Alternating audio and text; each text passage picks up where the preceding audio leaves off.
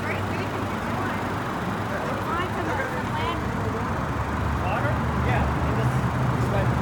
So what does the COLA stand for? Well, that means community. Community? Word for community. No, it's an ancient Indian language. Yeah. It basically means community. Not American Indian.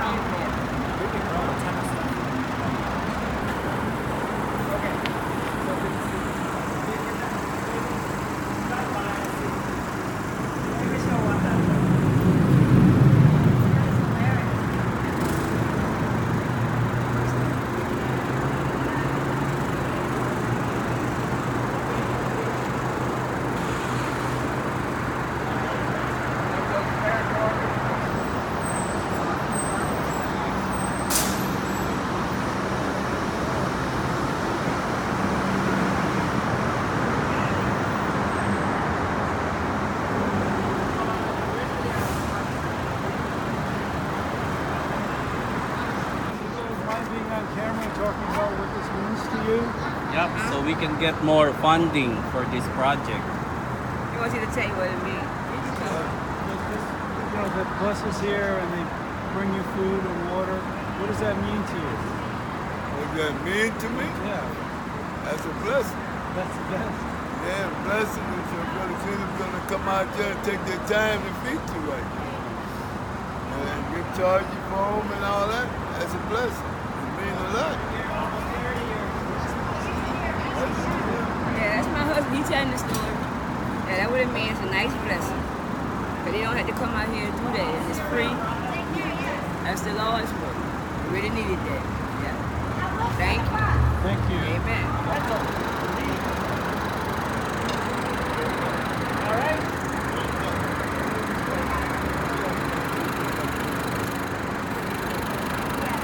Because I'm what you call a targeted individual. And I'm targeted by this country. And so I'm homeless for. Okay, my name is Haiyyan Khan, and I moved to the States about 30 years ago from Pakistan, and did my studies here and did corporate job and all of that, and was quite successful at it. But I found something was missing. There's something that was just this sort of rut of the corporate was getting to me, and something inside me was wanting something more. And so what you see around here, this is more towards what I wanted to do, and that's find really ways of living holistically. And I eventually left sort of the position that I was in and came down here to New Orleans after Hurricane Katrina to help out rebuild the city here, and ended up staying here because I've been here for some time. And got involved with the homeless, feeding them for many years. And now what we want to do is I have a dream of a beautiful community where that could serve as a template, because so many people, not just homeless, but young people, seniors, women with children, we're finding that in America, actually, we can't really make a living. Many of us, I think the stats are 40% of people are about 30 days from being homeless, or a paycheck away from being homeless. So seeing that, can we have an empowered solution? Can we have a solution that actually, when you are on disability or on a fixed income or not making much money, can you really have a beautiful life still? And that's what Santosha Village is about. That's this overall sort of organization, which is very grassroots right now, a few people involved. And this bus is part of that. Can we maybe pause for a second? Yeah, Tell me, is sure. this good? How I got into this stuff was that, like I said, I was serving people here, for several years, doing every week meals. And I also love building things, and hadn't really had much experience in building like a house or something. And I really liked the idea of sustainability, so I took a couple shipping pallets and put together a little house on wheels and rolled it out here. And I worked with a person that was unhoused, and that person started living in it. His name was Pope. He used to read books every day, so he'd have a whole stack of books, which is very fascinating to me. But anyway, and then someone else saw that and said, hey, could you build me one? So I built another one with a little bit more features and a little bit larger, and then someone else asked me one. And I built 3 and then 4, and after the 4th one I was like, okay, I gotta stop this, because what do we do next? And around that time, a local incubator asked me to, startup incubator asked me to come and be part of their process to like really think this through a little bit. And that process really helped me in really finding the eventual dream, which is this village, which is a sustainable community of sort of simple living and such. And we started that in the east in New Orleans, but there's a lot of politics that happened. So we bought our land and we started, but it was just too much too soon. So we stopped that. And then we kind of went on a hiatus, figuring what do we do next? And you see this bus. And this bus is this beautiful thing because it really represents so many pieces of the dream, and it's sort of this next iteration to me of what we're trying to do. And I envision this as a beautiful community center, a community space with a shower and a restroom in the back and a shower outside as well. I see a kitchen where people can come in themselves and cook and make their own coffee, make their own meals. In fact, right now I have a bag right there that was donated by the homeless of food, of rice, of beans, of canned beans and goods, because they're like, get us a stove and we'll start to cook, so we are starting to do that. And I see this beautiful space where we would just sit like this, many of us inside, and talk about some issues that we have, learn about things, have access to healthy, affordable food, have access to the simple things, which is, get cleaned up, get a shower, etc. I also see this, we're going to be doing a lot of work with the unhoused. Before I used to do this thing called street wellness, where we did like aromatherapy, and we did a little bit of yoga, a little bit of relaxation, and a lot of sharing of life's issues and such. And that was a great way of getting to know each other. And I can see that within the bus, I can see that being even connected to the audience at large. So I could see sort of a FaceTime streaming of this, where people that are not unhoused can kind of sort of peek into what really a life is when you are out on the streets, or when you're marginalized, or when you're living on a fixed income, and really get into that conversation, because the future community would be this intersected community of seniors, of single maybe mothers or parents with kids, of people that were formerly unhoused, people that had addiction or wellness issues, mental health issues. And many people, like, younger people that are looking for something different because the system maybe isn't speaking to them as much. So this bus is that sort of dream on wheels. And right now it's in a very bare shape, as you can see. As we get funds, as we get some money, we start to build this out. But we're still, we put a coffee pot out, we've got a generator, and there's so many people that come and charge their phones. That will just come in here and we'll cook something, and they'll eat that, or they'll make their own coffee. Now we put a hand sink, we've got a little hand pump sink that they can wash their hands, and that in itself is huge for them. So I think even right now it's providing solutions to them, be simple, but I'm talking to them about the community, and they really like the idea. So we want to develop that and maybe buy land a couple of hours away from here, where we can live in this beautiful nature setting, where everyone can have their own space but still be part of the community, pitch into it, and for a very low price, maybe $250 or something like that a month, they can own or be part of at least a place. They can have electricity, water, they can have all 3 meals paid for. We'll cook as a community. Of course, they can cook their own meals as well, and transportation. And we really want to talk about what it means to live a meaningful life. That's sort of the underlying kind of inquiry that's inspiring all of this. Is there's all these tracks that we've gone down, and what is a track? Is this life, which is sort of maybe just a one-time occurrence for many of us at least, and how do we live that? What is a fulfilling life? And so I think that's at the kind of belly of this whole project. So what do you see the impact from these people? I mean, we talked to a couple of them, and they seem like they're really thrilled with what's going on here. So what's... Yeah, it's so amazing that when you just show up, that the impact of just showing up.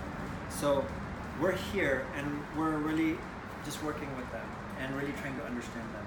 And I think that's the biggest impact to me, is like someone cares. Someone actually cares, someone takes time out of their day. And then of course, they can get some coffee. And that might seem like a very simple thing, but it's really great when you're out here and you have nothing, that you can make your own coffee the way you want it, and even put some more coffee beans in it. They can wash their hands, and that's a huge thing.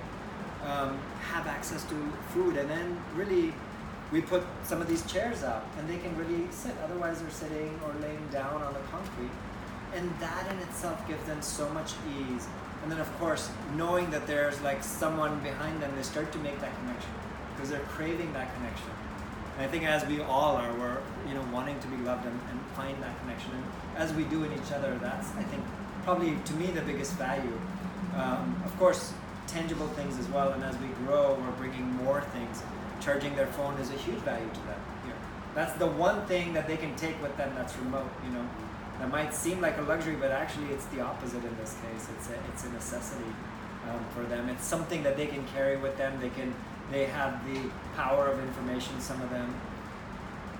But I think the presence is the biggest thing, I would say. Now the risks in doing this. What have you encountered so far? You want me to say that? Yeah, okay. So I'm sure there's been some risks with law enforcement or city officials. How do you address those? Sure. The risks, actually, when we were doing our community, that's where the real risk was in New Orleans, because we were going into a community where we found land, and there were concerned neighbors about, this is going to be this drug-infested space, and they had legitimate questions about what they were asking about, but that layered in with a lot of political, maneuvering. So I think those were some risks that we faced, and we had to really back away from it at the point because we really wanted to come in and connect with everyone. That was our intention. But we found quickly that there's a lot going on, and we all are processing through so many traumas and so many different things that, bringing these communities into places where they're not maybe welcome, and maybe that's a larger conversation that's happening across the country as well. So it's sort of a microcosm of that large conversation, because that isn't just out there, it's happening in small communities. So that's what I saw as the biggest risk, there was how we were received, and then the influence of sometimes the government and the city and or the neighbors, and also some legal like permitting and so on. But us being on wheels here right now, we can just pack up and leave. So we're sort of on the down low a little bit.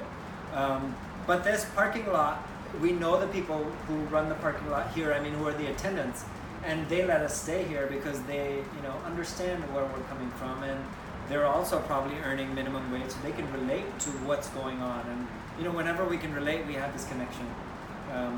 So here we kind of keep it on the down low, but we really are mobile, and that's exactly why we have this as opposed to permanent structure, where there'd be a lot of concerns about who you're feeding, your hygiene, this and that.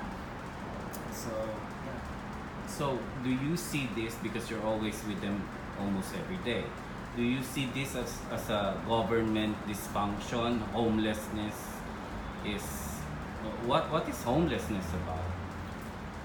Oh gosh, homelessness is... I don't fully understand it either, even though I've been around this so long, but there's all different types of homeless people. So, but the deepest cause to me are 2 or 3 causes, which are poverty. When you're very close, when you're earning minimum wage, $7, $8, $10 an hour, that's not much money. It's maybe $1,600 after a month, and when you take away taxes and stuff, you're maybe looking at $1,200 a month. Well, if you get a car repair, which costs $400, you can't afford that. You simply cannot, because maybe you're paying so much rent. So I've seen numerous people have that kind of situation where they had an event happen, an unexpected event, or someone died in their family and they couldn't grieve properly because someone died, their loved one, and they needed to take some time to process. Well, but if you're living on minimum wage, you really don't have that luxury to process that, because you're going to be out on the street really fast, and then it becomes real. So have you taken any step into like penetrating the city council and bring up the issue about homelessness? You haven't gone that far yet. I talked to the mayor, and to be honest, they are actually trying a good work. They're doing some good work towards homelessness, but it's a larger problem than just offering a program. The program has to be holistic, has to address, can they live a good life in the money that they're getting? Do they have a support structure to now deal with the addictions or things that the bad habits that we all have, our vices? Maybe I eat too much ice cream. Well, do we have a system, to address that? Because if we don't, we're gonna it's squeezing the balloon on one side and the problem appears on the other side. So it's not just providing a shelter, but a beautiful community, a beautiful space. To me, that's the solution. The solution is a sort of this idea of a village, which is a beautiful healing village where you have your own place, but it's beautiful. It's not just a trailer that's trashed, and here you are, or a dormitory where you're living in a shelter, but it's a beautiful tiny house maybe, or something like that, where you've taken time, it's affordable, it's within a nature setting, you are with a positive community, you have access to good healthy food, you have access to wellness tools, you have access to each other, you have access and time to explore your passions. That to me is a solution that's what I would love to try and see. And it's, when I talk about it, I realize that it's not just for the unhoused. A lot of people are looking at that as I'd love to stay in some place like that.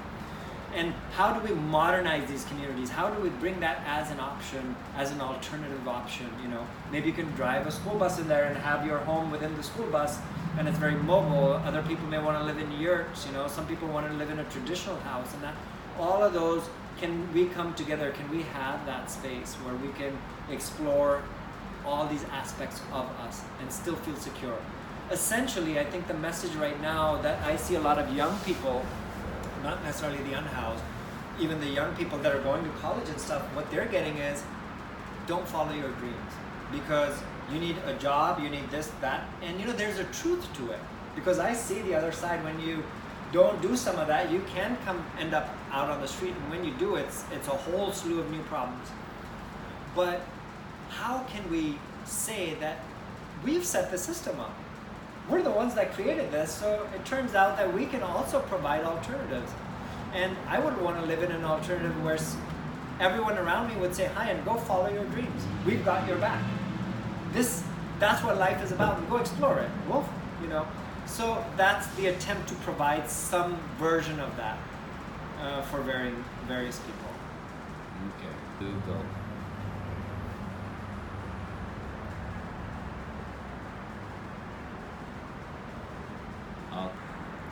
So I imagine this beautiful community, maybe a couple hours outside the city, so we can do the sort of things without restriction. I see this beautiful land where everyone has a little space, quite enough space of their own. And for a very low fee, they can stay there and be part of this community. They maybe contribute back to this community. We have a common area where we get together, we create community meals available for everyone. And we all still have our own place. We have our own individual private space that we can retreat to. And yet we are part of this place that comes together in nature, with animals, with other beings that occupy this earth. I see that. I see conversations that could be meaningful. about how we can help better this space and how we feel secure and how we feel abundant and how we feel supported. Those conversations about our dreams or passions that we want to explore, and a physical manifestation that supports that, the village that supports that, and each other that actually says, yeah, you could do that. Even if you fail, you're going to come back here, we'll support you. And even if you don't have money, we'll figure it out. We'll do some work exchange for you, you know? That's what I see. I see a source of income. I see growing our own land or our own food. I see maybe renting a couple of places out for people that want to come in and learn more, or even that are visiting off the freeway to help us support and get to learn the space. So I see already see it, and it's this beautiful place. So I see, actually, can I? Okay, keep going. You're good. Just look at me. So closing. Mm-hmm. It's actually, this is so possible. And this can happen right now. We have everything that we need to make this happen.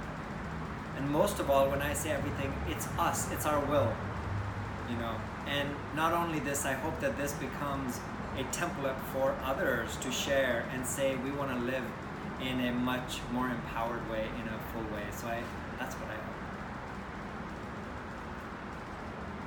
Do the sign of peace. Okay. That's so fun. I love the whole topic of meditation. But it's interesting, you know, because I don't really, I don't mention it very much because you're doing medicine. Yeah. You don't want to think that, you know, so Same. I'm very, very sensitive about that. Same, yeah. I very much meditation, very much. Or seek, you could say, seeking the peace. So that's, that's So is this 5, 4, 3, 2, 1. Hello, my name is Alexandra Marcia. I have lived in New Orleans for off and on for about 3 or 4 years. I left one time and it doesn't work. Like once you live here, you really can't live anywhere else. So I guess my story is that I came here just for a week, as most people do, and most people who moved here just come temporarily, and then I kept extending my stay, and totally fell in love with the place. Met some really beautiful, wonderful people. Found a community. Was grateful. I'm so grateful to have been invited into different communities around the city, and just totally change your whole perception of the world and what living can be like. So I had traveled for a while trying to find this place for I guess for the better part of like 10 years as soon as I graduated high school, which was a little early at 16. I just left and kind of ran around and was working at hostels, and started living sometimes on the street, sometimes with family, and just trying to get my footing. And I just had this like traveler's heart, and it's hard to satisfy that. So satisfy that, and also have like something that I can give. So that's what I was looking for. So here I found something that I can give, and also I found the place that was most like the places I'd been in Europe, or places where you have to depend on each other to find, to fulfill your soul and everything. So that's my story. That's how I came to New Orleans, and now I'm working down at a hostel down the street on St. Charles. And I couldn't be happier. I know and love Haiyan, who's working on Santosha, and that's a beautiful project as well. So what else would you guys like to know? Okay. and great understanding, and you can speak to that, that would be really good. Yeah. So ever since I was about 17 or 18, I had been traveling in and staying in hostels around the world, in Spain, in France. The European hostel world is a lot more robust than the American one so far, but that's changing. So the purpose of a hostel is to have a central location, all of the amenities of a traditional hotel, but in a place where you can feel comfortable and share rooms with travelers from all over the world. So it's really the best way to like really broaden your horizons and meet other people is to like share a space with them, be so physically close to them that you're like forced to hang out and make friends. And that's really all of my best friends have come from either hostels or traveling. But usually, yeah, when you're eating dinner with people, you have a shared communal space, you're watching movies with them or going out on excursions with them. It's very enriching to feel part of that community. And it changes, every day you might have a different bunkmate, but you have 24 hours to get to know them, and so you guys really, you kind of like dispense with the pleasantries most of the time, and everybody knows that hostel life is very much, it just jumpstarts any kind of connection that you would want to have with people. So I think I very naturally fell into that, and have worked my way up through hostels. I'm now doing management, and I went to school for hospitality management. So it all kind of fits in. My life has always been going in this path. And then when I first came to New Orleans, I stayed in a hotel, and now I'm managing. I stayed in a hostel, and now I'm managing a hostel. So I'm very grateful for that. Okay, so my peace message. I guess I'll draw from some personal philosophy. It's not quite personal, but it's somebody told me recently that we are not here on this earth for ourselves alone, and that's something that really spoke to me and has guided my decisions for the past few years. We're not living for ourselves. We have to live for other people. There's no other way. And that brings me a deep sense of comfort and satisfaction when I'm fulfilling that as much as I can every day. Make the sign of peace. Peace to me is not just a message, but it's the very essence of what is happening. And if we look inside, to me, when I look inside myself, there's this desire, yearning to find more freedom, to find peace. When I see an ant, it doesn't want to suffer. It also wants to find some calm or peace.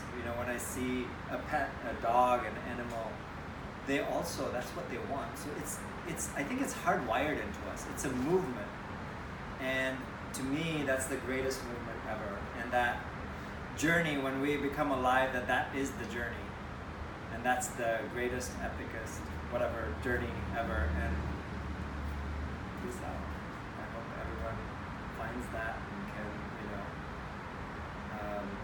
take their own journey onto this beautiful unfolding path.